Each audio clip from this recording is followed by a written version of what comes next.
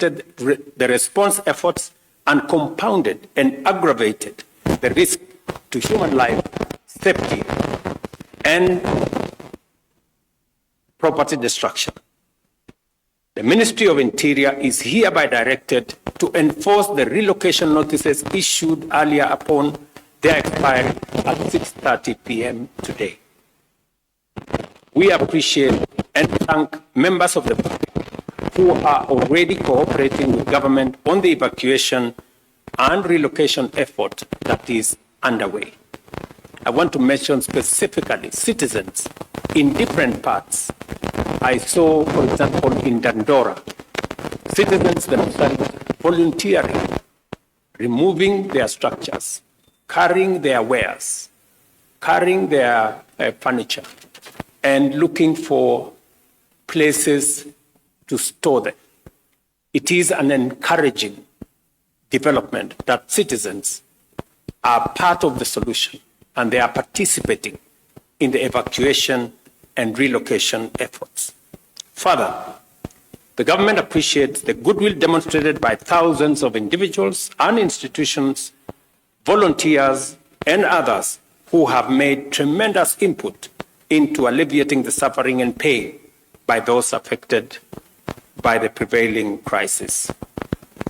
In the same spirit, the public is called upon to respect and adhere to safety alerts and interventions and to cease and desist from risking their lives or the lives of others by daring the force of law.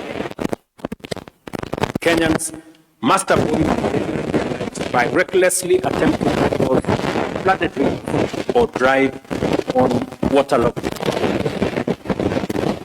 I extend my gratitude to the media for their commitment to contribute airtime worth 100 million response to this crisis. The measures we are taking at present are aimed at responding to the current crisis in the immediate and the short term.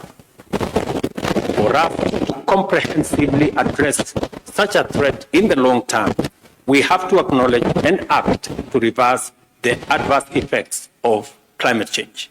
The current unprecedented crisis of floods that our country is experiencing, as well as the recent devastating drought our country faced, the worst in 40 years after 5 consecutive failed rains, is a direct consequence of our failure to protect our environment, resulting in painful effects of climate change as we are witnessing today.